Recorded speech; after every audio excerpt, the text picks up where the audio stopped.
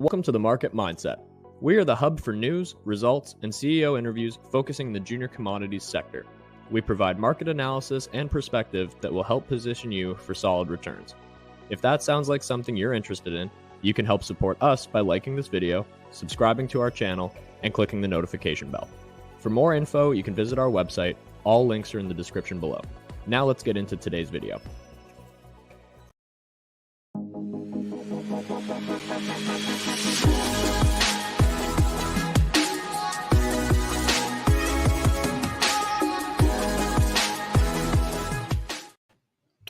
Happy Friday, everyone.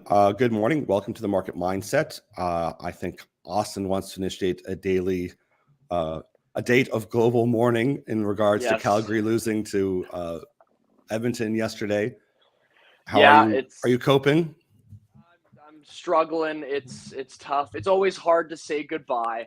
But you know what? From a personal heart, what my heart can take, as well as a financial standpoint, it's probably best that they're out of the playoffs now, anyways. So it would be tough to come back. And I mean, Edmonton played really well. That Connor McDavid, dear Lord, is he good? And he's Patrick the best Kane, player in the world. I mean, they're just Yeah, they're a great team. So I wish them the best of luck. Yes. Hopefully not that good of luck. But yeah, it's a tough one to swallow, but we'll reset for next year. Yes, and you know what? It's Alberta. I'm cheering for Edmonton now. Go get them. But that's a hard place for me to be to say that. So yeah, it's tough. It's tough. All right, well, let's get to it. So we've been hinting at this and talking about this a little bit. Why don't you let you take it away here for a minute? Yeah, so you've been kind of teasing this a little bit over the last little while. For anyone who saw your Kitco interview, you teased a little bit. You said, I'm looking at a salt company. It's one of only two publicly traded salt companies. You didn't mention any names. You didn't really go too far down the rabbit hole. You mentioned it in your presentation at VRIC as well. So what I kind of want to know, and I think what a lot of people want to know, is why salt? And what company in particular are you looking at? Why do you find it so interesting? What are the applications, and what makes this story so unique and interesting to you? So it's funny because we've talked a little bit about before, and I had people email me and ask, "Oh, are you talking about Atlas Salt?" I'm like, "Yes, I'm talking about Atlas Salt." So some people already knew the story and were already big fans because I've got friends that have been working with Atlas for a while, and they love the story. These niche type of stories are ones that I'm naturally drawn to, and I liked it when I first saw it, but we had so much going on. So it went in, I liked it, but we had to focus on other things. Mm-hmm. So when it came to the radar again, we've been buying, now and liking it. And it's been doing very well. So something like salt, I like it because it takes someone by kind of off, they're kind of taken aback. Like, why would I care about salt? It sounds boring. And it's once again, it's kind of like the helium story is you just use it for party balloons. Why do you care? It's not that. It's when you start, like there's the first line on the Cargill website, and Cargill is a huge agriculture food development company, massive. They have like many of salt's 14,000 uses are found where you'd least expect salt. So the chemical industry is number one. So there's all sorts of uses for salt you'd never think, whether it's dyes, it's clothes, it's plastics, polyester, glass, ceramics, all like it's in so many things you just never think about, and part of that chemical process. But where we do think about it as Canadians, especially, and also northern U.S. states, would be for de-icing roads. That's a huge business. I think it's $1.2 billion. Wow. And that would be the first thing that kind of comes into my mind, other than obviously I know salt is in, like, I use it to season some food and stuff, but but that would be the first application that I'd think of.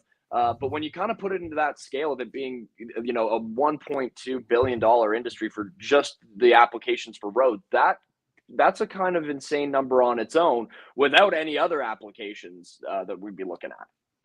Yeah. And it's something that people can relate to. That's a big part, is that people use it every day. And especially if you're in a colder climate, you go, yeah, we threw it on, you think of the amount of times we dump it on the roads for de-icing. That's a lot of salt. Like, holy smokes, it's a lot of salt. And it's, used worldwide as well. It's an interesting one. So, and you see, okay, well then what's the metrics for this? Salt mining tends to be just like heavy cash flow, very good, strong business, because it is, you can count on it. It's recession proof. You have to use it. Like, it's not like it's not going to snow. It's pretty much set that there's going to be snow. So you can count on it. And there's not a ton of competition. Now, there are a lot of private companies that do work, but there's not a lot of competition in the public markets. And that's what was one part that attracted to us. The other was understanding how it's mined. Now, you can see salt flats. And lithium is a type of salt, like, say salt flats in India, where they're literally dragging across water, and you can by hand kind of farm the salt out.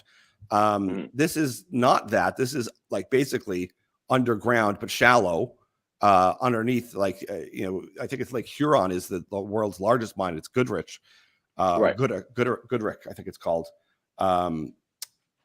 But it's huge. That one mine in particular is massive. And you're seeing Roland Howe here, who's Mr. Salt. He was the general manager on that entire mine, and it's a massive mine. We could do a whole show just on that.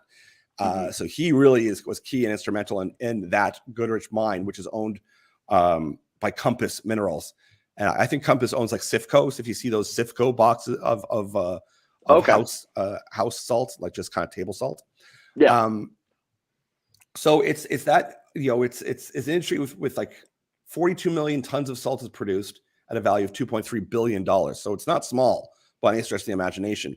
And it's that consistent stream of income that's attractive. But really about this deal was that they're they're working towards the feasibility right now. And we're going to have a report of, more details. And these are just all of my notes I've kind of jammed together. And I wanted people to get involved sooner than later on this, because we want people to get, in before, it might take us a week to put this whole report together. And I'd rather tell people what it is, why we like it, and have them reach out while we're putting this together to ask questions or say, hey guys, can you kind of make sure you touch on this point, this point, this point. That's what we'll do. So, I mean, it's had a run the last, if you take a look at the chart, it's been an incredible chart. Yeah, it's had a great little run here. It's been an interesting story. And I know, like you mentioned earlier, it kind of popped up on our radar a while back, and we'd looked at it, kind of liked it, and then as things go, we got a million things going on. But then we were kind of reintroduced to it again early this year, and it's 23 cents on the year, 13% on the year. But that last little stretch, while the market has been really brutal, but this company's been chugging along really effectively, massive gains throughout the month of May. So that's encouraging to see in a bad market, that there's this, like you kind of said, this is a bit of a recession-proof stock in some senses. And it is the situation that they're in. So we're talking Newfoundland, and it's the 100% owned Great Atlantic Salt Project. So they're getting their feasibility study, and what they're really calling this is a salt factory, which it truly is, because it is mining, quote unquote mining, but mining for salt is not the same as mining for gold, where you have to leach out the gold, you're crushing rock. It's an arduous process. The mine shaft might have to go down a kilometer to hit the core that you're really looking for. It's a big budget, big capex, big project, or can be for a lot of mines. This is not this. This is very shallow. It's located, like, I think it's 2.2 kilometers. Is it 2.2? It's very close to the port, an active port, right there and then. And they could literally, from what they've kind of looked at now, and they're doing the feasibility, this could just generally be a conveyor belt up to trucks that transport right to the boat at the port, and boom. I mean, it's basically vertically integrated. You basically have a mine, which is your factory. There isn't the metallurgy, like have to have a pool, that you've got acid leach, and then all these other steps that are a heart of the environment, but also a cost. That metallurgy can ruin projects, at the last stage. This is, high margins, long-term cash flow, And in 2020 alone, there was $5.2 billion in private equity acquisitions of salt. That's pretty big. So that's what we're kind of looking at. This project looks very economical, very attractive. It would seem either they're just going to build it out, or someone's going to come along and be very motivated to help them along or take it off their hands. That's my guess at this point. Yeah. And with the attention that it's getting, we think that could be, sooner than later. So we're excited about getting in on it. And, once again, the team there is wonderful. We know a lot of the people that are involved that are excited about it as well. So we're excited, and it's that shorter term thing that we see, that's truly exciting in a down market. So that's, finding a story, and we're going to kind of paint out that picture of why we like it in detail in this report. Make sure you sign up. Like, we're going to give it to people, our subscribers, probably a week in advance, and then we'll put it out there to the rest of the world. So make sure you go to, if you're already subscribed with us, just go log in. It'll be there. Hopefully, middle of the week next week. I'll try to get it there sooner. We're going to work on it this weekend, and we'll just kind of make the case for salt, and then we're going to make the case exactly for why this Great Atlantic project, between the team, who they're bringing on, who they've got on board, what's developing, and also there's a spinoff with this story as well that is very exciting as well. Yeah, there is, for sure. And I think I'll kind of put this into context for anyone who, it's kind of tough to tell by the videos exactly the scale of what we're talking about. And so they had some news that came out, I believe it came out yesterday, just talking about their gravity survey that they did. And the size of this salt dome is about 4 kilometers by about 1.5 kilometers. And then the average density, something like 2.2 grams per cubic centimeter. That's insanely huge. I mean, that's even the last kind of salt dome of this size, I believe, that was discovered was in Idaho, if I'm correct, or is in Utah. And even it wasn't even quite the size of this one. Yes. No, it's massive. I mean, it's literally, it's huge. And that's what's exciting too. For a bit, you would assume like a Compass would be very interested. You've got the engineers, in Mr. Salt, who's worked, a lot of his career in the biggest one in the world. He's seeing the same type of formation. He's seeing the same type of geology. And so that salt on its own is attractive, but they're going to have a spin out. And they've got this official Brooks Salt Dome as well, which is just a few kilometers away.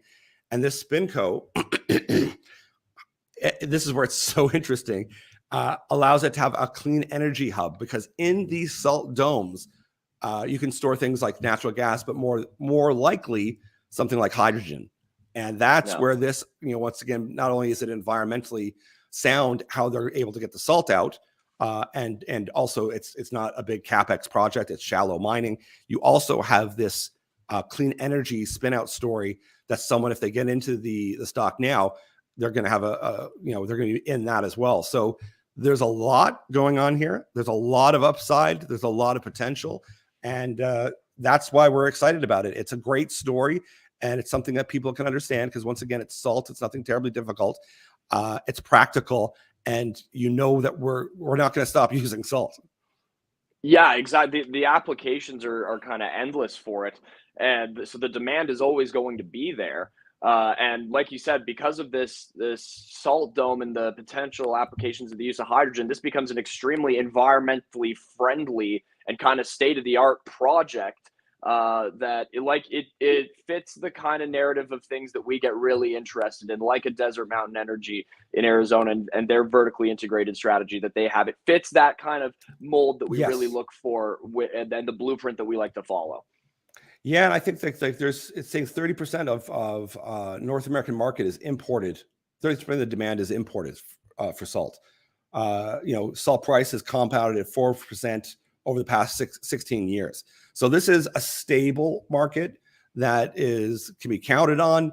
And I think people will be attracted to that defensive play. And it's a defensive play with huge growth upside, with also a clean energy. And it's not a gimmick. Like these these fissures, they are used for holding hydrogen, and they do that already in the U.S. This has a lot of those check marks that someone's going to want to see specifically right now, and that's why we're so attracted to it. And we're not doing it justice, because we're just wanted to get it out quickly here and let everyone know that does watch us and subscribes to us. But we will have that report as fast as possible. And I just felt like it wouldn't be hard to figure out what we were talking about, but it'd been doing so well. I wanted everyone else to kind of get in there and have a shot at it and consider it. Yeah, it's a great story to look at. And as you mentioned, we're going to get that SALT report out for next week. If you're not already signed up to our mailing list, get on there, because as soon as we have it finished, we'll blast it out to everyone, so you can take a look at it, go through it, kind of get our full thoughts on this project and SALT in general, and all of the applications for it. But really exciting project. We're going to be paying a lot of attention to it going forward. And that's the thing, is that it's tough because everyone's kind of in this holding pattern, and I get it. A lot of companies are in holding patterns and just kind of waiting to see what's the next thing to drop here, what's happening. So when you have a story like this that has legs, that's real, that has all those check marks checked, it becomes very compelling, and it's nice to have something like this to focus on right now, because we're not waiting for, say, with NG Energy, for more news in regards to the pipeline and results. We're not waiting for those results. We know what they've got already. We know what's happening, and they've got a milestones and timeline that's mapped out, and it's garnering attention. So it's nice to have something positive like that in a tougher time when everyone else is kind of just holding off a bit. And we'll notice in this market, people are really going to flock to value, and they're going to look to companies that have small capex projects that have consistent cash flow that would be attractive to someone. And obviously, if you're a Compass, you want to be able to, or a major private equity, you don't want to have to pay too much for a project like this, but you're going to be interested in it. Let's just say that. And who knows what party would be, but this would, I can't see how this wouldn't be very interesting to a major producer. Yeah, absolutely. It checks all the boxes for any major to come along and be extremely interested in it, for sure. Good. Well, everyone, have a great weekend. Take a peek at it. Take a look at their website. They do great work at putting like these short snippets of videos, and it's like a good FAQ. But take a look at their website. It's atlassalt.com. And then of course send us an email. Reach out to us as well. If you've got anything you want from us in regards to put in the report or questions, I know some of you have already sent me emails in regards to it. We're happy to put that in there, and we're going to work this weekend to get it done and get something to you. But enjoy the weekend, guys and gals. We're going to get outside a bit and enjoy it. And happy Friday. Yeah, take care, everyone. We'll chat to you again next week. Cheers.